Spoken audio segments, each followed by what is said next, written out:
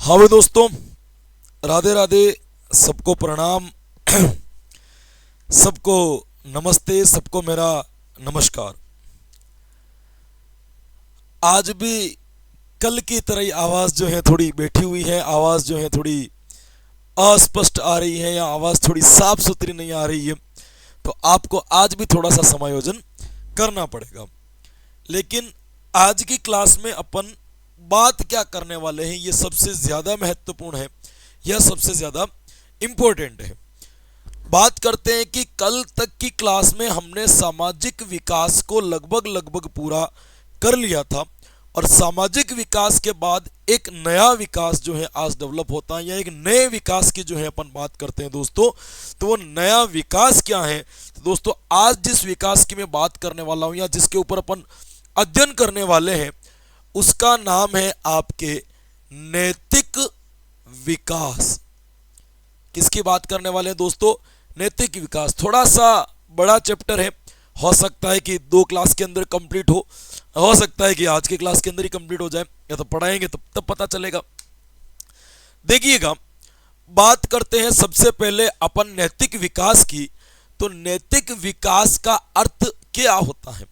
नैतिक विकास को सामान्य तौर पर अपन आचरण से जोड़ते हैं कि व्यक्ति का इस समाज के प्रति किस प्रकार का आचरण है, वो जिस प्रकार का आचरण करता है उससे उसकी नैतिकता झलकती है। अब आचरण क्या होते हैं कि कुछ आचरण समाज के द्वारा स्वीकृत होते हैं और कुछ आचरण ऐसे होते हैं जो समाज के द्वारा स्वीकृत नहीं होते हैं। तो जो समाज के द्वारा स्वीकृत आचरण को बालक करता है उसको तो अपन नैतिकवादी मान लेते हैं, और जो समाज के द्वारा अस्वीकृत व्यवहार को कर लेता है उसको हम किस नाम से जान लेते हैं दोस्तों? तो उसको अपन जान लेते हैं अनैतिक व्यक्ति के नाम से। तो अनैतिक और नैतिक का संबंध सीधा सीधा आचरण से है। हम इनको पढ़ेंगे, हम इनको समझेंगे, पूरे नैतिक विकास को अपन समझेंगे। लेकिन सबसे पहले हमने जिस प्रकार से सामाजिक विकास के सिद्धांत को पढ़ा, उसके बाद में उसके बेसिक कंसेप्ट को पढ़ा, तो ठीक उसी तरह से आज जो है अपन पहले इनके सिद्धांत को पढ़ेंगे, और उसके सिद्धांत को पढ़ने के बाद अपन इसके बेसिक कंसेप्ट पर जाएंगे। तो बिल्कुल आप अपनी कॉपी के अंदर हेडिंग लगा दीजिएगा। बड़ा गंभीर खराब है भाई गला, है ना। मैं कितना जोर लगा करके बोल रहा हूं, इसकी कल्पना केवल मैं ही कर सकता हूं, है ना। ऐसा नहीं हो कि ये बैठ जाए। देखिएगा, नैतिक विकास का सिद्धांत, हेडिंग लगानी है आपको, नैतिक विकास के प्रमुख सिद्धांत। क्या हेडिंग लगाओगे? नैतिक विकास के प्रमुख सिद्धांत। नैतिक विकास के प्रमुख सिद्धांत। नैतिक विकास के यदि मैं सिद्धांत की बात करूं मेरे दोस्तों, तो यहां पे सबसे प्रसिद्ध नैतिक विकास का सिद्धांत कोलबर्ग का माना जाता है। आप कहीं भी जब भी आप नैतिक विकास को पढ़ना शुरू करोगे, नैतिक विकास को समझना शुरू करोगे, तो नैतिक विकास के अंतर्गत यदि पहला नाम किसी का आएगा तो वो किसका आएगा मेरे दोस्तों? पहला नाम आएगा आपके कोलबर्ग का। तो हम सबसे पहले कौन सा सिद्धांत पढ़ने जा रहे हैं? तो दोस्तों, नैतिक विकास के प्रमुख सिद्धांत के अंतर्गत अपन सिद्धांत पढ़ेंगे कोलबर्ग का नैतिक विकास का सिद्धांत। कोलबर्ग का नैतिक विकास का सिद्धांत। सबसे पहले कौन सा सिद्धांत पढ़ेंगे दोस्तों? कोलबर्ग का नैतिक विकास का सिद्धांत। अब देखिएगा, इस सिद्धांत को बड़ा अच्छी तरीके से, और बड़ा आनंददायक सिद्धांत है, आपको बड़ा मजा भी आएगा, इसको पढ़ने में बड़ा आनंद भी आएगा, क्योंकि जीवन की परिभाषाओं से सबसे ज्यादा जुड़ा हुआ है। ध्यान रखिएगा, कोलबर्ग ने क्या किया मेरे दोस्तों? एक एज ग्रुप के 10 से 16 साल के बच्चों का एक साक्षात्कार लिया, एक इंटरव्यू लिया। उस इंटरव्यू से एक नैतिक विकास के सिद्धांत का निर्माण किया। सामान्य तौर पर आपको ध्यान रखना है, जिसके बारे में अपन आगे जाकर के जीन पियाजे का नैतिक विकास का सिद्धांत पढ़ेंगे, तो आपको यह पता होना चाहिए कि कोलबर्ग का जो सिद्धांत है वो जीन पियाजे के नैतिक विकास का एक प्रकार का विस्तृत रूप है, एक प्रकार से उसका बड़ा रूप है। यानी कि जीन पियाजे के सिद्धांत से ही मिलता जुलता रूप है कोलबर्ग का सिद्धांत। हुआ क्या था दोस्तों, ये सिद्धांत का निर्माण कैसे हुआ समझिएगा। इन्होंने 10 से 16 साल के बच्चों का एक ग्रुप बनाया और ग्रुप बना करके उनका एक इंटरव्यू नियुक्त किया, एक प्रकार का साक्षात्कार नियुक्त किया। अब इसके अंदर क्या होते हैं साक्षात्कार के अंदर, कि कोलबर्ग उनको छोटी छोटी लघु कहानियां सुनाता और फिर उन कहानियों के आधार पर उन बालकों को प्रश्न पूछता। उन प्रश्नों का संबंध कभी न कभी किसी न किसी रूप से नैतिक विकास से जुड़ा हुआ था। तो बालक पक्ष और विपक्ष में उसके उत्तर देते और उन उत्तर के आधार पर कोलबर्ग ने यह निर्धारित किया कि बालकों में नैतिक विकास की प्रक्रिया किस रूप से बढ़ती है और किस रूप से आगे बढ़ती है। इसी लघु कथाओं और साक्षात्कार के आधार पर कोलबर्ग ने अपने सिद्धांत के अंतर्गत 3 स्तरों का निर्माण किया।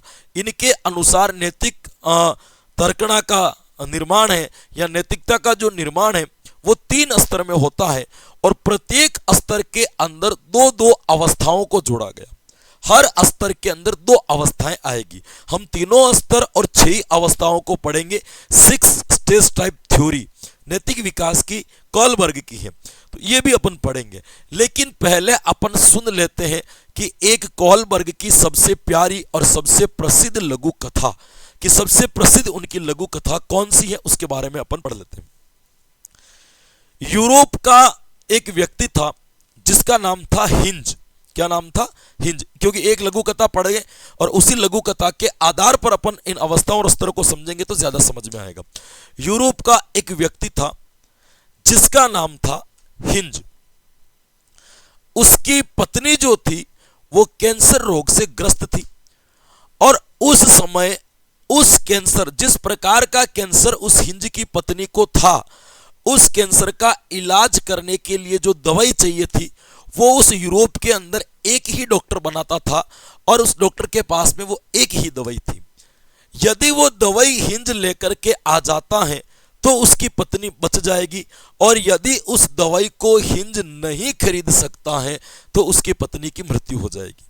तो हिंज क्या करता है, उस औषधि वाले के पास, उस दवाई वाले के पास में जाता है और उसको जाकर के पूरी कथा सुनाता है कि मेरी पत्नी को कैंसर है और इस प्रकार का कैंसर है और इसका इलाज जो है, इसकी दवाई जो है वो केवल आपके पास में है।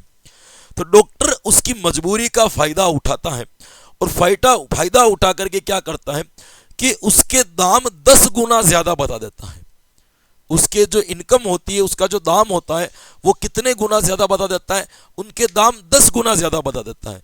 कि मान लीजिए वो दवाई जो है $200 की है तो डॉक्टर कहता है कि इसके, वो मेडिकल वाला कहता है कि इसके $2000 लगेंगे। तो हिंज उसके सामने प्रार्थना करता है कि इतने तो मेरे पास में नहीं है, मेरे पास में तो केवल $1000 है। एक काम करो, या तो ये दवाई मुझे इस $1000 में दे दो या फिर एक काम करो, आप ये $1000 पहले आपके पास में रख दो और ये दवाई मुझे दे दो। मेरी पत्नी ठीक होने के बाद बाकी के $1000 मैं आपके चुका दूंगा। मेडिकल वाला इस चीज से मना कर देता है कि नहीं, हमें तो सारा का सारा पैसा कैसे चाहिए, केस चाहिए, सारा का सारा पैसा जो चाहिए हमें तुरंत चाहिए। तो हिंज के पास में पैसे थे नहीं, तो हिंज वहां से चला जाता है और हिंज वहां से चला जाता है। लेकिन हिंज के दिमाग में बार बार ये चीज घूमती है कि मेरी पत्नी बीमार है, कैंसर है, दवाई नहीं मिलेगी, ये मर जाएगी, ये सारी चीजें जो है इसके अंदर क्या होती रहती है, घूमती रहती है। तो हिंज क्या करता है, रात के अंदर जो है वो कहाँ चला जाता है, मेडिकल पे। जो मेडिकल वाला दवाई की दुकान बंद करके चला जाता है, हिंज वहां पे पहुंचता है और रात को मेडिकल का ताला तोड़ता है, शटर को उठाता है और वहां से जो कैंसर की दवाई थी उसको चुरा करके लेकर के आकर के अपनी पत्नी का इलाज करा लेता है। ये उसने एक कहानी सुनाई। ये कहानी सुना करके हिंज अब बच्चों से प्रश्न पूछता है, क्या उसका दवाई चुराना सही था, क्या उसका दवाई चुराना गलत था? उसने दवाई क्यों चुराई? वो दवाई नहीं चुराता तो क्या सही था? क्या वो पत्नी को मरने देता? क्या वो पत्नी को बचा देता? क्या उसका जेल दवाई चुराई तो वो जेल जाएगा जो सही है? इस प्रकार के प्रश्न पूछता और ऐसे प्रश्नों से बालकों के उत्तर आते हैं और उसी आधार पर उसने इस सिद्धांत का निर्माण किया था। अब जब हम इन तीन अवस्थाओं को, तीन स्तर को और इनकी 6 अवस्थाओं को पढ़ेंगे ना, तब तक आपके दिमाग में ये हिंज वाला उदाहरण घूमना चाहिए जो मैंने आपको सुनाया है। इसी के आधार पर हम इस पूरे कॉलबर्ग को बड़ी स्पष्टता के साथ क्या करेंगे मेरे दोस्तों, समझ जाएंगे, या इसको अपन क्या करेंगे, पूरा का पूरा घुमा देंगे, पूरा का पूरा क्या करेंगे, इसको सीख जाएंगे। तो पहली बात मैं आपको क्या बताने वाला हूं दोस्तों, सबसे पहले आपको ध्यान रखना है कि हिंज ने ये सिद्धांत, ये कॉलबर्ग ने जो ये सिद्धांत दिया था उसमें क्या करता था, उसने 10 से 16 साल के बालकों का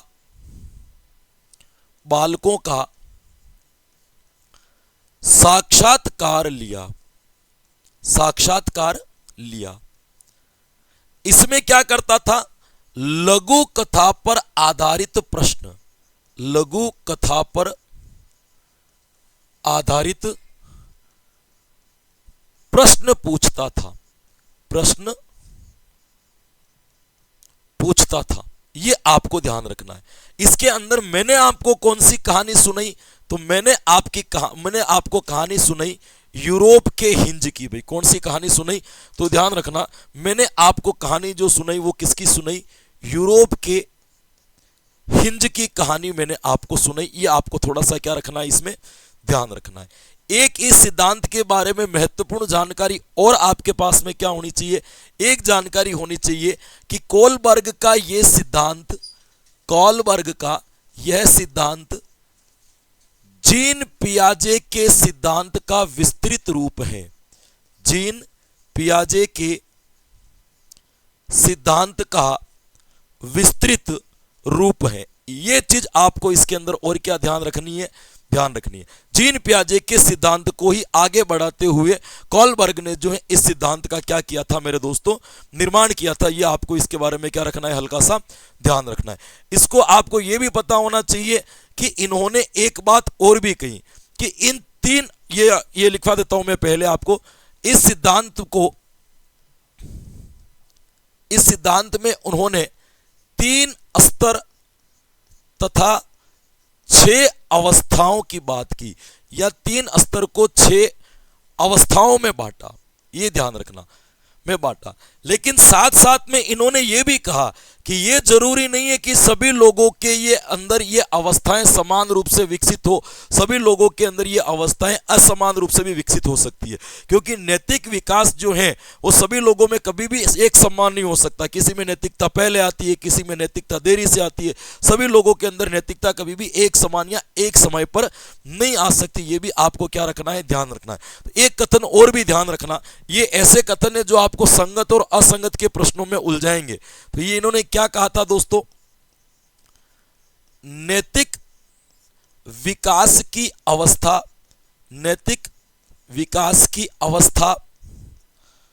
सभी में समान नहीं होती। ये इसके एक प्रारंभिक कथन है जो आपको क्या रखने हैं, याद रखने। इसके बाद अपन सीधे सीधे कहां चले जाते हैं मेरे दोस्तों, अवस्थाओं के ऊपर। किसके ऊपर चले जाते हैं दोस्तों, स्तर के ऊपर। तो सबसे पहले बात करेंगे इनका पहला स्तर कौन सा था जिसके बारे में इन्होंने बातचीत की।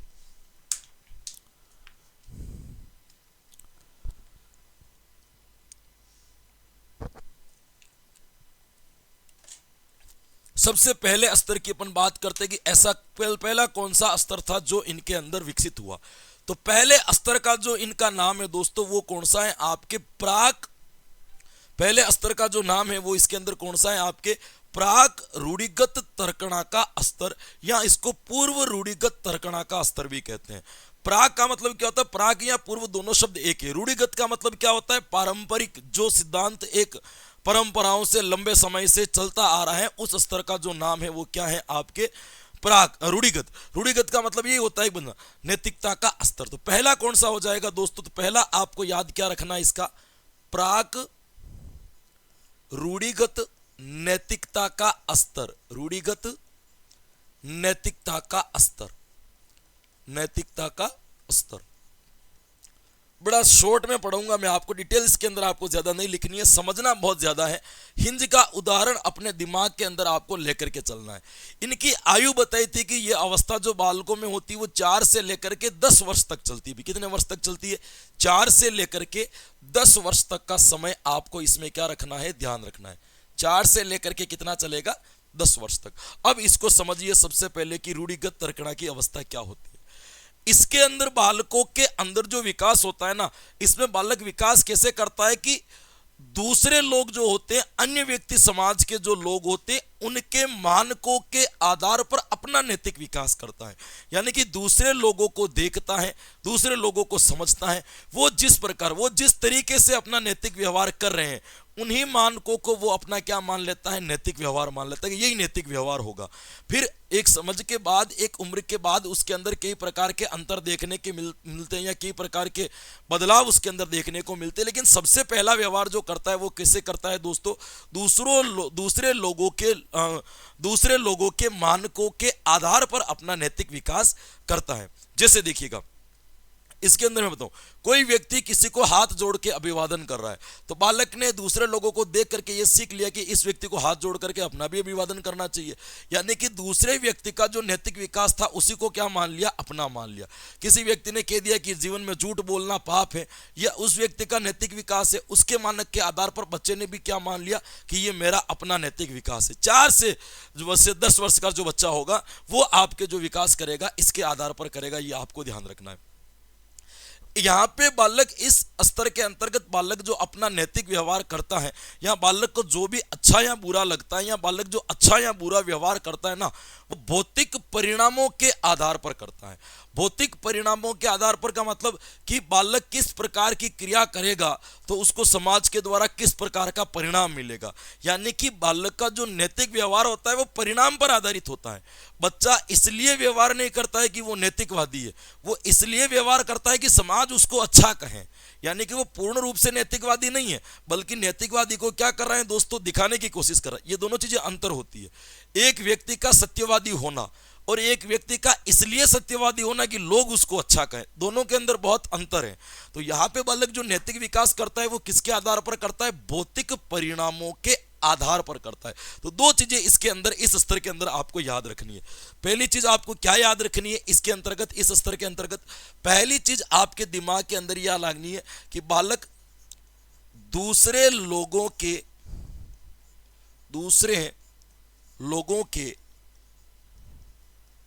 मानकों के आधार पर नैतिक व्यवहार करता है, नैतिक व्यवहार करता है। और दूसरी चीज आपको इसके अंदर क्या ध्यान रखनी है कि बालक अच्छा या बुरा व्यवहार भौतिक परिणाम के आधार पर करता है, भौतिक परिणाम के आधार पर करता है। यह तो हो गया आपका स्तर। अब इस स्तर के अंदर आपकी अवस्थाएं कितनी आएगी? तो मैंने पहले ही कहा कि प्रत्येक स्तर के अंदर अवस्था 2 होती है। हर स्तर के अंदर कितनी अवस्था होगी? 2 अवस्था होगी। तो यहां अपन अब बात करेंगे पहले स्तर का। ये दोनों चीजें आएंगी दोनों अवस्थाओं के अंतर्गत, और इसके अंदर अपन बात करेंगे वो किसकी करेंगे? प्रत्येक स्तर की। तो आपके इस रूढ़िगत तर्कणा अवस्था के स्तर के अंतर्गत पहली अवस्था जो आती है उसका नाम है दंड व आज्ञाकारी उन्मुखता की अवस्था। क्या नाम है दोस्तों? दंड व आज्ञाकारी उन्मुखता, आज्ञाकारी उन्मुखता। आप हिंज का उदाहरण याद रखना, बार बार मैं उस उदाहरण को दोहराऊंगा आपको समझाने के लिए। क्या अवस्था आती है कि पहली अवस्था जिससे बालक गुजरता है उसका नाम है दंड व आज्ञाकारी उन्मुखता। यहां पे आपको ध्यान रखना है कि इस अवस्था में बालक अपने नैतिक व्यवहार को इसलिए दर्शाता है कि बालक को अपने से अधिक शक्तिशाली व्यक्ति से भय लगता है, अपने से अधिक शक्तिशाली व्यक्ति से डर लगता है। अब 6 से 10 वर्ष के बच्चे के लिए घर में अधिक शक्तिशाली कौन? उसके माता पिता। अब बालक माता पिता का सम्मान इसलिए करता है क्योंकि उसको माता पिता के खोने का भय है, माता पिता के द्वारा डांटने का भय है, माता पिता के द्वारा प्रेम न करने का भय है, माता पिता के द्वारा उसको दूर करने का भय है।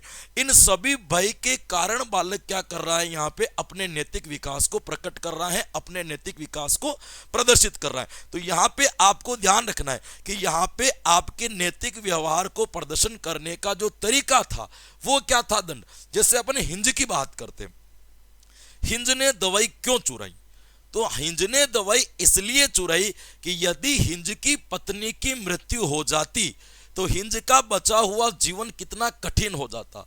उसके अंदर भय था अपनी पत्नी के दूर होने का, उसकी पत्नी के प्रेम के दूर होने का। यदि उसकी पत्नी मर गई तो उसका जीवन कैसा होगा? इस भय के कारण उसने दवाई को क्या कर लिया दोस्तों? चुरा दिया। यानी कि उसने जो नैतिकता दिखाई कि इस कंडीशन पर चोरी करना गलत नहीं है, ये नैतिक व्यवहार जो किया वो भौतिक परिणाम के आधार पर किया कि उसको डर था कि मेरी पत्नी मर जाएगी, मेरी पत्नी की मृत्यु हो जाएगी, मेरी पत्नी मुझसे दूर हो जाएगी, इसलिए उसने नैतिक विकास को क्या किया मेरे दोस्तों? प्रकट किया। तो यहां पे आपको क्या ध्यान रखना है कि दंड से दूर रहने के लिए बालक नैतिक क्रिया करते हैं या नैतिक कार्य करते हैं। तो इसके अंतर्गत अपन क्या लिखेंगे, इसका प्रभाव क्या होगा मेरे दोस्तों? तो आपको ध्यान रखना, दंड से बचने के लिए नैतिक क्रिया या नैतिक व्यवहार, नैतिक व्यवहार करना, यह आपको यहां पे ध्यान रखना है। उदाहरण यदि मैं आपको यहां पे लिखाना चाहूं तो क्या लिखोगे?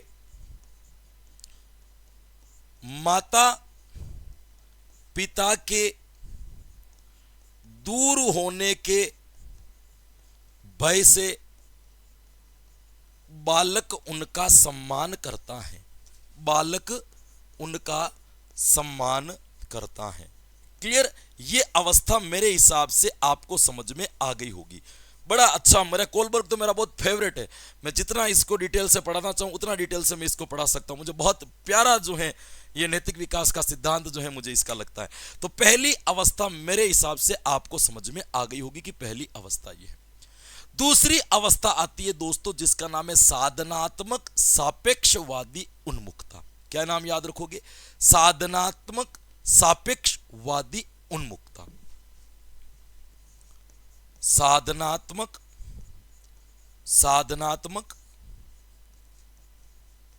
सापेक्षवादी उन्मुखता। दूसरी अवस्था जो आती है इसकी वो कौन सी आ जाएगी? क्योंकि प्रत्येक की दो अवस्थाएं हैं। पहली अवस्था अपन ने पढ़ ली, अब जो दूसरी अवस्था अपन पढ़ रहे हैं वो कौन सी आ जाएगी? तो वो हो जाएगी आपके साधनात्मक सापेक्षवादी उन्मुखता। ये क्या होती है समझिए। यहां पे मैंने आपने कहा कि भौतिक परिणामों के आधार पर करता है, तो पहला तो अपने कहा कि भय के कारण नैतिक व्यवहार करता है। अब इसमें क्या होता है ना, इसमें बालक के अंदर पुरस्कार पाने की अभिप्रेरणा प्रबल हो जाती है। यानी कि यहां पे बालक जो व्यवहार करता है, यहां पे बालक जो भी क्रिया करेगा, वो क्रिया जो करेगा वो किसके आधार पर करेगा? पुरस्कार पाने के लिए, है ना। उसको पुनर्बलन चाहिए होता है, ये चीजें उसके अंदर मौजूद थी। पहले वाले में भय, इसमें पुरस्कार के लिए वो क्या करता है मेरे दोस्तों? नैतिक व्यवहार करता है। ध्यान रखिएगा, पुरस्कार के लिए किया गया नैतिक व्यवहार एक प्रकार का छल योजित होता है। छल योजित मतलब एक प्रकार से कहीं न कहीं उसके अंदर छल है, कपट है, वो एक नियोजित व्यवहार है, बनाया हुआ व्यवहार है जो केवल पुरस्कार के लिए किया जा रहा है, न कि इसलिए किया जा रहा है कि वो एक नैतिक है। अपन कोई भी कार्य करते हैं कि सबको अभिवादन किया, लोग बहुत अच्छा कहेंगे, पुरस्कार मिला, पुनर्बलन मिला, तो इसलिए पांव नहीं छू रहे हैं कि हम नैतिकवादी हैं, हम इसलिए सबका सम्मान कर रहे हैं कि लोग हमें क्या कहेंगे? अच्छा कहेंगे। ये इस अवस्था के अंतर्गत देखने को मिलता है। यानी कि आदमी जो होता है, या मैं ये कहूं कि व्यक्ति जो होता है, इस अवस्था के अंतर्गत आत्म परिपूरक हो जाता है। आत्म परिपूरक का मतलब अपने आप को एक प्लान के साथ, एक छल के साथ पूरा का पूरा क्या करता है दोस्तों, नियोजित करता है। ये आपको, यानी कि आप ये कह सकते हो कि यहां पे कोई भी क्रिया होती है ना, वो अदला बदली के लिए होती है। मैंने आपको सम्मान दिया, आप मुझे पुरस्कार दीजिए। यानी कि यहां पे जो भी बालक क्रिया करता है वो किसके लिए करता है, एक प्रकार की अदला बदली के लिए। जैसे हिंज की बात, यही प्रश्न कथा सुना करके जब हिंज ने मान लीजिए कि बालकों से पूछा होगा, तो यहाँ पे दोनों प्रकार के उत्तर निकल करके आए होंगे। जो पक्ष भी रखते होंगे और वो क्या रखते होंगे, अपना विपक्ष भी रखते होंगे। जैसे यहां पे उसने दवाई चुराई, तो बालक ने ये कहा कि कोई बात नहीं, दवाई चुराई तो क्या हो गया, उसको दंड मिलेगा, वो जेल चला जाएगा। लेकिन वो जेल चला जाएगा तो क्या हुआ, कम से कम उसकी पत्नी तो बच जाएगी। यानी कि अदला बदली हुई। वो जेल इसलिए गया कि उसकी पत्नी बच जाए और लोग उसको अच्छा कहें। ये तो उसका क्या हो गया दोस्तों, पक्ष हो गया। इसका विपक्ष भी हो जाएगा कि ये भी तो हो सकता है कि वो दवाई चुरा करके जेल चला गया और वो जब जेल से लौटेगा तब तक उसकी पत्नी तो वैसे भी मर जाएगी, तो वो दवाई नहीं चुराए। यानी कि यहां पे क्रिया केवल पुरस्कार के लिए हो रही है कि मैं जेल तभी जाऊं तब मुझे लोग अच्छा कहें, है ना। अगर लोग बुरा कहेंगे तो मुझे जेल नहीं जाना है। कि पत्नी के लिए जेल चला गया, लोग अच्छा कहना चाहिए, लेकिन जेल चला गया और बाहर आया तब तक पत्नी मर गई, तो उस पुरस्कार का मैं क्या करूंगा। यानी कि पुरस्कार के लिए ही बालक यहां पे क्या करेगा, व्यवहार करेगा। ये आपको क्या रखना है दोस्तों, ध्यान रखना है। तो मैं यहां पे लिखता हूं, इसके अंतर्गत पुरस्कार पाने की अभिप्रेरणा, पुरस्कार पाने की प्रेरणा प्रबल हो जाती है, प्रबल हो जाती है। ये आपको इसके अंदर क्या रखना है मेरे दोस्तों, ध्यान रखना है कि प्रबल हो जाती है। यह व्यवहार छल योजित, यह व्यवहार छल योजित या अदला बदली के रूप में होता है। यहां पे नैतिक व्यवहार क्या है, अदला बदली के रूप में होता है, अदला बदली के रूप में होता है। ये आपको इसके संदर्भ में क्या रखना है, ध्यान रखना है। मैंने हिंज भी बता दिया और हिंज का उदाहरण दे करके भी मैंने आपको यहां पर क्या कर दिया दोस्तों, बता दिया। ये आपको क्या रखना है, हल्का सा ध्यान रखना है। ये आपका पहला स्तर यहां पे कंप्लीट होता है। चल रहे दूसरे स्तर की ओर, चलिएगा। अब पढ़ते हैं कोहलबर्ग का दूसरा स्तर। क्या पढ़ते हैं दोस्तों, दूसरा स्तर, रूढ़िगत तर्कणा। दूसरे स्तर का जो आपका पहले का नाम है प्राग रूढ़िगत पूर्व, अब आती है आपके रूढ़िगत नैतिक तर्कणा का स्तर। क्या नाम याद रखोगे, रूढ़िगत नैतिक तर्कणा का स्तर, नैतिक तर्कणा का स्तर। दूसरा स्तर जो आएगा उसका नाम क्या है, आपके रूढ़िगत नैतिक तर्कणा का स्तर। इस स्तर के अंदर क्या होता है, प्राग से जो है अब थोड़ा सा आगे आता है। यह स्तर लगभग 10 से 12 साल या 10 से 13 साल तक की एज, 2-3 साल तक जो है इस प्रकार का स्तर जो है करता है। अब इस स्तर में क्या होता है, जिससे प्राग रूढ़िगत में तो क्या हो रहा है कि बालक दूसरों के मानकों के आधार पर अपना व्यवहार कर रहा है कि लोग मेरी प्रशंसा करेंगे इसलिए नैतिक व्यवहार कर रहा है ना, लोग मुझे दंड देंगे इसलिए वो नैतिक व्यवहार कर रहा है, लोगों से उसको भय लग रहा है इसलिए वो नैतिक व्यवहार कर रहा है। लेकिन आपको यहां पे ध्यान रखना है, यहां पे इंपॉर्टेंट या महत्वपूर्ण ध्यान जो रखना है वो क्या रखना है कि इस स्तर में बालक दूसरों के मानकों के आधार पर नैतिक व्यवहार नहीं करता, बल्कि दूसरों के मानकों को ही अपने अंदर उतार लेता है। समझ रहे हो ना बात, दूसरों के मानकों के आधार पर नैतिक क्रियाएं नहीं करता है। यहां पे बालक क्या करेगा, दूसरों के लोगों को मानकों को ही क्या करेगा, अपने अंदर उतार लेगा और इन्हीं के अनुसार सही और गलत का निर्णय करेगा। पहले तो वो सही या गलत जो व्यवहार कर रहा है वो दूसरों के मानकों के आधार पर कर रहा है, अब दूसरों के मानक को बालक ने स्वयं अपने अंदर उतार लिया। अब बालक खुद तय करेगा कि इसमें क्या सही है और इसके अंतर्गत क्या आपका नहीं है। ये आपको क्या करना है दोस्तों, अब इस नैतिक इस स्तर में बालक क्या करते हैं, बालक यहाँ पे वही व्यवहार करते हैं या बालक उसी क्रिया को सही समझते हैं जिसमें दूसरे लोगों की मदद होती हो, क्योंकि दूसरों के मानकों को अपने अंदर उतारा है। बालक सही गलत का निर्णय भी खुद कर रहा है, तो बालक के अंदर इस स्तर में एक शक्ति विकसित हो जाती है, और वो शक्ति क्या होती है, दूसरों के, वो बालक उसी क्रिया को नैतिक मानता है जिसमें दूसरों की क्या हो मेरे दोस्तों, मदद हो। ये ध्यान रखना है। 3 चीजें आपको इसके अंदर इंपॉर्टेंट याद रखनी है। क्या याद, उदाहरण से समझूंगा सब समझ में आ जाएगा। अभी इसके अंदर बालक क्या करेगा, दूसरों के मानकों को, दूसरों के मानकों को अपना लेता है, इन्हीं मानकों से सही व गलत का निर्णय करता है। दूसरा,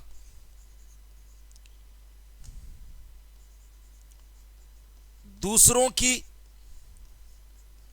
मदद करना ही नैतिकता मानता है, मदद करना ही नैतिकता मानता है, नैतिकता मानता है। 3 चीजें इसके अंदर आती है। अब बात चलेगी इसकी अवस्था की, तो इसके अंदर भी कितनी अवस्था होगी मेरे दोस्तों, 2 अवस्था होगी। 3 स्तर, और 3 स्तर के अंदर सभी के अंदर कितनी कितनी अवस्थाएं आती हैं मेरे दोस्तों, तो सभी के अंदर आपके जो आती हैं वो कितनी अवस्थाएं आएगी, सबके अंदर आपके 2-2 अवस्थाएं आएगी। बड़ा प्यार से पढ़ना नैतिक विकास के सिद्धांत को। भारी लग रहा होगा, है ना, लेकिन कल जब आपके टेलीग्राम पर इसके प्रश्न आएंगे ना, उसके उत्तर देने पड़ेंगे ना, तब ऐसे शॉर्ट होगी कि ये क्या आ गया इसके अंदर से। इसीलिए उदाहरण से इस अवस्था को समझना। इसकी पहली अवस्था जो आती है उसका नाम है उत्तम लड़का अच्छी लड़की उन्मुक्ता। क्या नाम है दोस्तों, लिख देता हूं मैं एक बार। उत्तम लड़का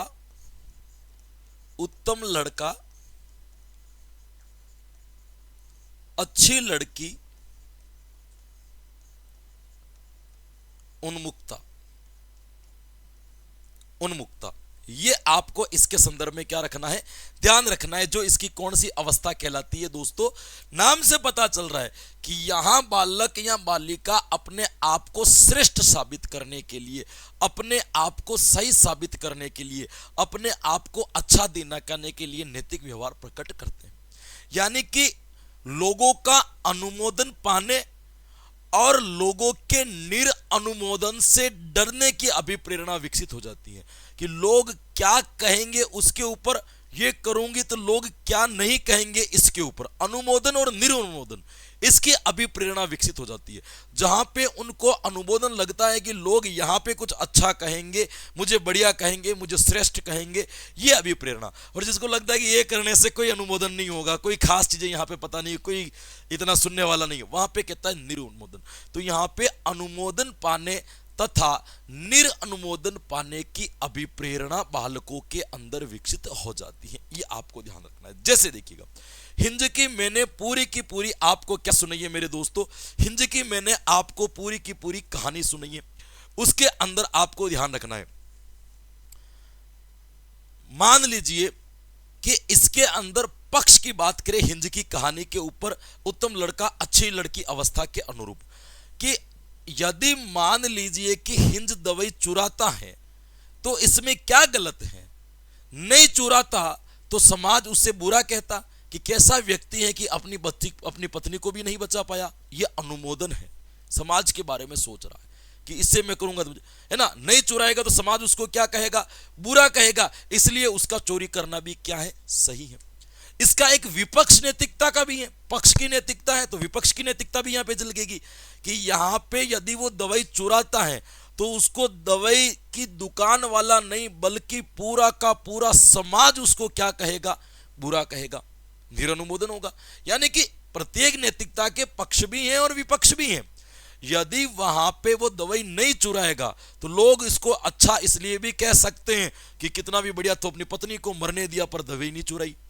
एक चीज ये भी हो सकती है कि वो दवाई नहीं चुराता तो लोग उसको क्या कहते हैं, निरनुमोदन। लोग उसको क्या कहते हैं कि अपनी पत्नी को नहीं बचा पाया, वो दवाई चाहता तो दवाई चुरा सकता था वहां से।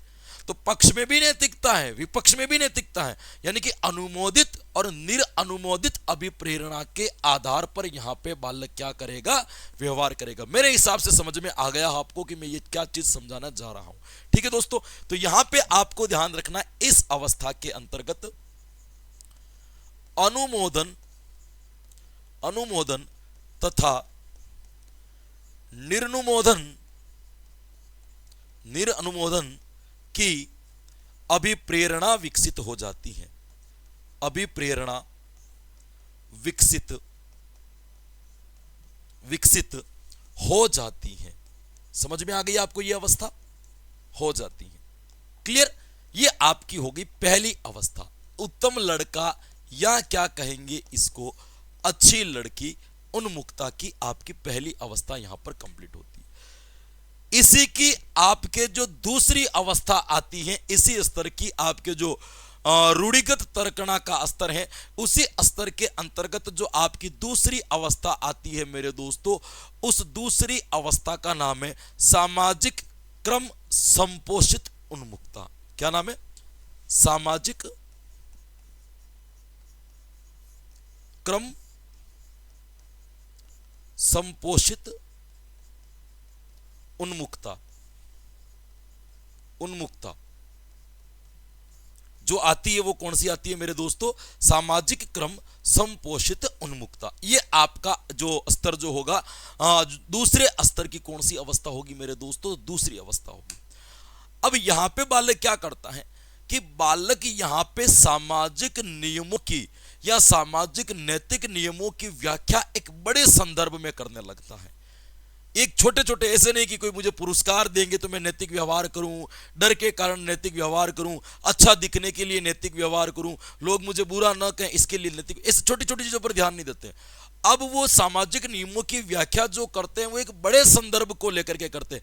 यानी कि आप ये कह सकते हो कि सामाजिक नियमों की व्याख्या करने के संदर्भ जो है, व्याख्या करने के संदर्भ की अभिप्रेरणा उनके अंदर क्या हो जाती है दोस्तों? विकसित हो जाती है। अब यहां पे बालक उस चीज को नैतिक विकास नहीं मानता या उस चीज को नैतिकता नहीं मानता जिससे संबंध अच्छे बने रहते हैं, बल्कि बालक उस चीज को नैतिकता मानता है या उस चीज को नैतिक मानता है जो वाकई में नैतिक नियमों पर आधारित हो। ये व्यक्ति मुझे इसलिए प्यार से बात कर रहा है कि संबंध अच्छे बने रहें, तो इसका मतलब यहां पे नैतिकता नहीं है। लेकिन ये व्यक्ति सबसे ही ऐसे प्रेम से बात करता है, इसका नेचर ही ऐसा है, ये नैतिक गुण है। यानी कि यहाँ पे बालक के अंदर बालक जो होता है उसके अंदर सामाजिक नियमों की व्याख्या के संदर्भ करने की अभिप्रेरणा विकसित हो जाती है और वो केवल अच्छे संबंध को ही नैतिक नहीं मानता बल्कि वास्तविक नैतिक नियमों को ही क्या मानता है? आपके रियल नैतिक फैक्टर को ही क्या मानता है? आपके नैतिकता मानता है। अब यहां पे भी मैं एक हिंज वाली कहानी का उदाहरण दूंगा तो शायद आपको समझ में आएगा। जैसे नैतिक नियम क्या कहता है कि किसी के साथ में आपकी शादी हुई है तो उसकी सुरक्षा करना आपकी जिम्मेदारी है, उसको बचाना आपकी जिम्मेदारी है ना, उसको जीवन भर तक साथ चलना आपकी जिम्मेदारी है, क्योंकि इसकी हम कसम खाते हैं। तो हिंज ने भी शादी की तो इसकी कसम खाई होगी साथ चलने की, सुरक्षित रखने की। अब पत्नी मर रही है तो बताओ वो चोरी क्यों ना करें? उसको चोरी इसलिए करनी चाहिए क्योंकि उसने इस चीज की क्या खा रखी है मेरे दोस्तों? कसम खा रखी है। ये तो आपका कौन सा भाग होगा? आपके पक्ष होगा। इसका विपक्ष भी होगा। विपक्ष क्या होगा? एक अच्छे सामाजिक व्यक्ति होने के नाते या एक अच्छे नागरिक होने के नाते चोरी करनी नहीं चाहिए, चोरी करना पाप है। दोनों सामाजिक नियम है, चोरी करना पाप है और इधर सामाजिक नियम क्या है कि आपने शादी की है तो कसम खा रखी तो उसकी सुरक्षा करना जिम्मेदारी है, उसके लिए कुछ भी करना पड़े तुम करो। दोनों नैतिक नियम है। यानी कि अब बालक ने यहां पर जो आपके नैतिक नियमों की व्याख्या की वो बड़े संदर्भ के आधार पर की, कोई छोटे नहीं, मूल नैतिक मूल्यों के आधार पर क्या की? इसकी व्याख्या की। ये आपको इसके अंदर याद रखना है। तो क्या याद रखोगे मेरे दोस्तों? इसके अंतर्गत सामाजिक नियमों की व्याख्या बड़े संदर्भ में करने की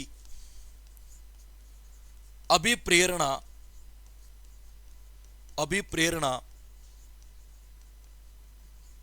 विकसित हो जाती है। क्लियर? ये आपको क्या रखना है, ध्यान रखना है। बालक केवल अच्छे संबंध को नैतिकता नहीं मानता, बल्कि वास्तविक नैतिक नियमों को नैतिकता मानता है। मैंने हिंज का उदाहरण दिया, आपको समझ में आ गया होगा। नैतिकता मानता है, ये आपके इसकी कौन सी अवस्था हो जाएगी मेरे दोस्तों? ये इसकी दूसरी जो है वो आपके कंप्लीट हो जाएगी। अब आता है आपके नैतिक विकास का अंतिम स्तर, या अपन इसको क्या कहेंगे, आपके लास्ट स्तर, जिसको कहा जाता है तीसरा स्तर। उत्तर रूढ़िगत तर्कणा का स्तर। 3 स्तर है इसके। पहला कौन सा है? प्राक रूढ़िगत। दूसरा कौन सा है? रूढ़िगत। और तीसरा कौन सा है? उत्तर रूढ़िगत, है ना। इसके स्तर की अपन बात करते हैं। अब यहां पे बालकों का नैतिक विकास जो है बड़े उच्च स्तर पर चला जाता है, बड़े अंतिम लेवल पर, बड़े लेवल पर चला जाता है। आपको ध्यान रखना है, क्योंकि बालक यहां पे नैतिक व्यवहार जो करता है, या बालक का जो नैतिक आचरण होता है, वो व्यक्ति के बाह्य नियंत्रण में नहीं होता है, बल्कि आंतरिक नियंत्रण से होता है। अपनी भावनाओं से, अपने विचारों से, अपने थॉट के आधार पर, अपनी थिंक के आधार पर नैतिक व्यवहार करता है। जैसे अब हम हैं, तो हमारी नैतिकता क्या है? हम खुद तय करते हैं कि नैतिकता क्या है। हम खुद तय करते हैं, क्योंकि हमारे पास में एक नॉलेज जो है बिल्ड हो गया है, एक नॉलेज जो है हमारे अंदर इंप्रूव हो गया। तो हम तय करेंगे ना कि हम किस व्यवहार को नैतिक माने और किस व्यवहार को नैतिक नहीं माने। तो इसके अंतर्गत आपको ध्यान रखना है कि नैतिक विकास उच्चतम सीमा पर पहुंच जाता है, क्योंकि इस अवस्था में बालक अपने आंतरिक नियंत्रण के आधार पर नैतिक आचरण करता है। बाह्य नियंत्रण इस पर दबाव नहीं होते, किसी को अच्छा दिखाने के लिए, पुरस्कार के लिए, दंड के लिए, या कोई परंपरागत जो नैतिक नियम है उनके लिए बात नहीं करता। खुद के अपने नैतिक नियमों पर क्या करता है? बात करता है। तो यहां पे एक बात तो आपको यही याद रखनी है, फिर अपन अवस्था पर चलेंगे। एक बात तो क्या याद रखनी है दोस्तों? आंतरिक नियंत्रण पर, या आंतरिक नियंत्रण से नैतिक व्यवहार करता है। दूसरा आपको क्या ध्यान रखना है? नैतिक विकास का उच्चतम स्तर है। आज आपको पता चला होगा कि केवल ऐसे ही कोलबर्ग को लिख देने से कि ये कोलबर्ग का सिद्धांत है, कह देने से कोलबर्ग का सिद्धांत पूरा नहीं हो जाता। जब कोलबर्ग के सिद्धांत को पढ़ना पड़ता है, जब कोलबर्ग के सिद्धांत को समझना पड़ता है, तो आपको पता चलता है कि कोलबर्ग कितनी विस्तृत बात करता है। एक कहानी से कोलबर्ग के सिद्धांत को कैसे स्पष्ट किया जा सकता है, अपन इस चीज को समझ रहे हैं। क्लियर? दोनों चीजें आपको समझ में आ गई। अब देखिएगा इनकी अवस्था की बात करते हैं। इसकी किसकी बात करते हैं मेरे दोस्तों? इसकी अवस्था। इसके अंदर भी अवस्थाएं कितनी होगी? 2 अवस्थाएं आएगी, बस ये अंतिम है, इसके बाद में कोलबर्ग खत्म। पहली अवस्था आती है आपके सामाजिक अनुबंधन की उन्मुखता। सामाजिक अनुबंधन की उन्मुखता। पहली अवस्था का नाम क्या है? तो सॉरी, पहली अवस्था का नाम क्या है? क्या हुआ, ठीक क्यों है? कुछ गलत लिखवा दिया क्या? चलिएगा, सामाजिक, क्या याद रखना है आपको? सामाजिक अनुबंधन की उन्मुखता। यहां पे क्या होता है? देखिए, यहाँ पे बालकों के अंदर प्रजातांत्रिक नियमों का आधार पर, या आप ये कह सकते हो कि प्रजातांत्रिक नियमों की अभिप्रेरणा उनके अंदर विकसित हो जाती है। यानी कि यहाँ पे अब बालक जो व्यवहार करेगा वो लोकतांत्रिक आधार पर व्यवहार करेगा। जो उसका मूल रहेगा वो क्या रहेगा? लोकतांत्रिक व्यवहार, प्रजातांत्रिक व्यवहार। लोकतांत्रिक और प्रजातांत्रिक व्यवहार अपन किसको कहते हैं? ऐसा व्यवहार जो संवैधानिक हो, सबके लिए हो, जनता के हित के लिए हो, ऐसे व्यवहार को कहते हैं। तो यहाँ पे प्रजातांत्रिक व्यवहार यहाँ पर करता है। देखिएगा इस प्रजातांत्रिक व्यवहार का मतलब कैसे। हिंज की कहानी आपने सुन रखी है, किस प्रकार से पक्षी नैतिकता और विपक्षी नैतिकता यहां से निकलती है। जैसे मान लीजिए कि हिंज जो है अपनी पत्नी को मरने देगा, अपनी पत्नी को क्या देगा? मरने देगा। तो इसके पीछे लोकतंत्र या प्रजातांत्रिक व्यवहार क्या कह रहा है? उसने अपनी पत्नी को इसलिए मरने दिया कि उसको जेल जाने से डर लग रहा था। वो जेल से डर रहा था कि वहां जाएंगे सजा होगी, वहां जाएंगे तो अपन को पीटेगा, वहां जाएगा तो मारा जाएगा, जेल में बंद किया जाएगा। तो जेल का डर के कारण वो उसकी अपनी पत्नी को मरने दिया। भाई लोग ये कहेंगे ये प्रजातांत्रिक व्यवहार, लोग ये कहते हैं कि जेल जाने से डरा था इसीलिए पत्नी को मरने दे दिया। तो यहाँ पे एक नैतिक व्यवहार तो यहाँ पे ये प्रकट होता है।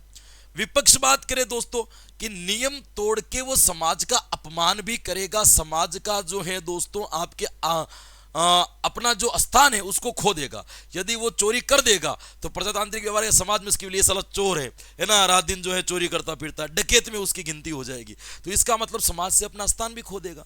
यानी कि यहाँ पे नैतिक व्यवहार प्रजातांत्रिक रूप के आधार पर होता है। बालक जो अपनी नैतिकता को प्रदर्शित करता है ना, वो लोकतांत्रिक रूप से अपनी अभिप्रेरणा को क्या करता है, या यूं कह सकते हैं कि अपने व्यवहार को क्या करता है? प्रकट करता है। तो इसके अंदर आपको क्या लाइन लिखनी है मेरे दोस्त? केवल एक लाइन लिखनी है। क्या याद रखनी है दोस्तों? प्रजातांत्रिक सिद्धांत, या अपन कह सकते प्रजातांत्रिक नियम। प्रजातांत्रिक नियमों के आधार पर नैतिक व्यवहार, नियमों के आधार पर व्यवहार। ये इसकी कौन सी अवस्था हो जाएगी मेरे दोस्तों? पहली अवस्था हो जाएगी। और दूसरी अवस्था और इस सिद्धांत की छठी अवस्था, क्योंकि दो दो अवस्था हैं तो टोटल अवस्थाएं कितनी हो जाएगी मेरे दोस्तों? वो हो जाएगी आपके 6। छठी अवस्था का नाम क्या है मेरे दोस्तों? सार्वत्रिक नीतिपरक सिद्धांत की उन्मुखता। सार्वत्रिक नीतिपरक सिद्धांत की उन्मुखता। उन्मुखता यहां पे याद क्या क्या रखना है जो मैं आपको लास्ट में बताऊंगा। घबराना मत कि इतना बढ़ा दिया तो क्या याद रखना, वो सारी चीजें मैं आपको बताऊंगा। इस उन्मुखता की अपन बात करें जो आपके अंतिम आ जाती है दोस्तों। यहां पे बालक यहां पर व्यक्ति आत्मनिंदा से बचने की अभिप्रेरणा विकसित हो जाती है। उसको ऐसा लगता है लोग मेरे बारे में कुछ भी सोचे, कम से कम मैं अपने आप को निंदनीय न समझूं, मैं अपने आप को बुरा न समझूं, मैं अपने आप को गलत न समझूं। ये अभिप्रेरणा विकसित हो जाती है, इसके आधार पर व्यवहार करता है। जैसे मैं हिंज की कहानी के व्यवहार को ही बताता हूं, या हिंज की कहानी को ही क्या करता हूं मेरे दोस्तों? प्रमोट करता हूं। तो वहां पे देखिएगा हिंज की कहानी का पक्ष क्या होगा। हिंज यदि चोरी कर लेता है या चोरी नहीं करता है, हिंज यदि चोरी नहीं करता है तो इसका मतलब यह हो जाएगा कि वो कानून के शिकंजे से तो बच जाएगा, लेकिन जब उसकी पत्नी मर जाएगी तो अपने शिकंजे से कैसे बचेगा? वो अपने आप को कितना कोसेगा, अपने आप को कितना निंदनीय समझेगा कि मैंने अपनी पत्नी को मरने दिया। विपक्ष व्यवहार को अपन देखते हैं कि चोरी करने से वो निंदित तो होगा, है ना, चोरी करने से वो क्या होगा? वो निंदित तो होगा।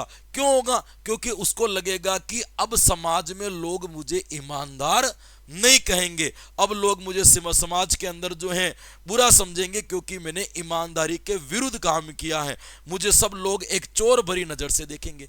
यानी कि दोनों की चीज में उसमें आत्मनिंदा, दूसरों के बारे में नहीं सोचा कि दूसरे क्या कहेंगे, खुद के बारे में सोचा कि मैं अपनी ईमानदारी के साथ गलत नहीं कर सकता, है ना। फिर दूसरा कि मैं चोरी नहीं करूंगा तो कानून के शिकंजे से बच जाऊंगा, लेकिन मन के शिकंजे से कैसे बचूंगा? इसको कहते हैं आत्मनिंदा। तो इस अवस्था में बालक में क्या विकसित हो जाती है मेरे दोस्तों? आत्मनिंदा की अभिप्रेरणा। आत्मनिंदा की अभिप्रेरणा विकसित हो जाती है। क्या याद रखोगे? अभिप्रेरणा विकसित हो जाती है, ये आपको ध्यान रखना है। विकसित हो जाती हैं। ये आपके नैतिक विकास के कितने स्तर हो जाएंगे? 3 स्तर। और क्या हो जाएंगे मेरे दोस्तों? 6 अवस्थाएं। अब इसके अंदर अंतिम चीज आपको याद रखनी है। क्या याद रखनी है? कॉलबर्ग कहता है 25% से कम लोग ही नैतिक विकास के सभी स्तरों तक पहुंच पाते हैं। यानी कि 25% लोग भी नैतिक विकास के इन स्तरों को टच नहीं कर सकते, नैतिक विकास के उच्चतम स्तर पर नहीं जा सकते। 25%, क्योंकि नैतिकता हम अपने स्वार्थ और अपने अहंकार के आधार पर करते हैं। किसी व्यक्ति से अपन को स्वार्थ है तो वहां पे अपनी नैतिकता अलग होगी, और किसी चीज पे अपन को गुमान है, किसी चीज पे हमें अहंकार है, तो उसके अंदर हमारी नैतिकता अलग होगी। तो नैतिकता के उच्चतम स्तर तक पहुंचना आम व्यक्ति के बस की बात नहीं है, क्योंकि हम नैतिक व्यवहार किसके आधार पर करते? अपने स्वार्थ और अपने अहंकार के आधार पर प्रकट करते हैं। तो ध्यान रखना कॉलबर्ग क्या कहता है। कॉलबर्ग के अनुसार क्या याद रखोगे? कॉलबर्ग के अनुसार 25% से भी कम लोग नैतिकता के स्तर को पार कर पाते हैं। नैतिकता के स्तर को पार कर पाते हैं। ये हो गया आपके नैतिक विकास का सिद्धांत कंप्लीट। रिवीजन कर लेते हैं एक बार, जाइएगा मत। जब तक रिवीजन ना हो तब तक आपको क्लास छोड़ करके कभी भी जाना नहीं है, ये आपको ध्यान रखना है। बात कर रहे थे मेरे दोस्तों अपन नैतिक विकास की। किसकी बात कर रहे थे? नैतिक विकास की। मैंने कहा कि नैतिक विकास का सिद्धांत जो है कॉलबर्ग ने दिया था। 10 से 16 साल के बच्चों का साक्षात्कार लिया, उनको एक कहानी सुनाई, जिसमें मैंने आपको हिंज की कहानी सुना दी थी, और मैंने आपको यह बताया कि जीन पियाजे के सिद्धांत का ही एक प्रकार का विस्तृत रूप है। इस सिद्धांत के अंतर 3 स्तर और 6 अवस्थाओं की बात की गई, 6 स्टेप की बात यहां पर की गई है दोस्तों। नैतिक विकास की अवस्था सभी लोगों में समान नहीं होती, यह भी अपना कॉलबर्ग कहता है। हम यहां पे गए थे, और यहां पे जाते जाते अपन ने सबसे पहले क्या शुरू किया मेरे दोस्तों?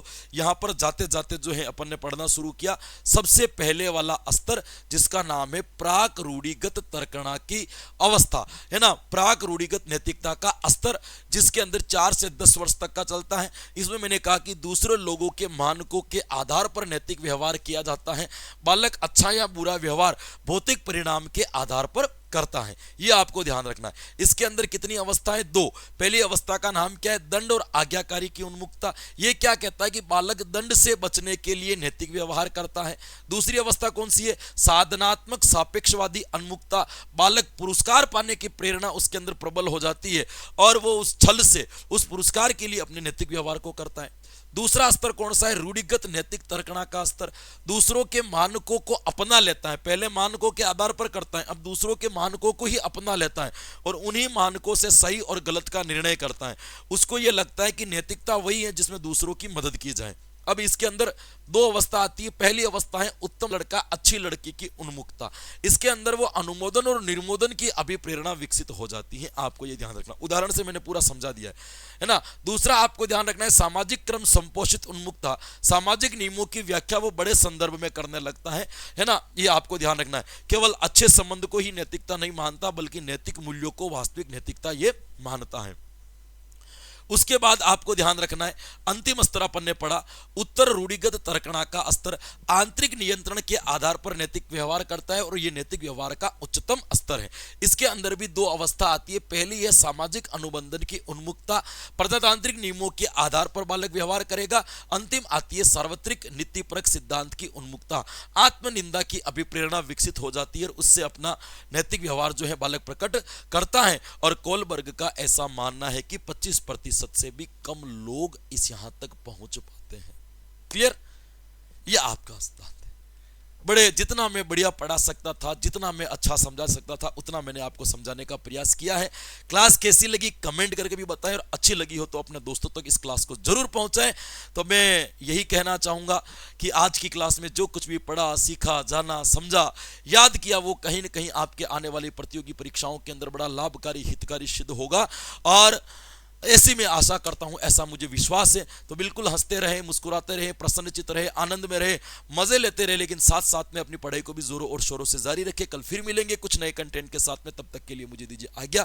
Thank you so much. Radhe Radhe and जय हिंद।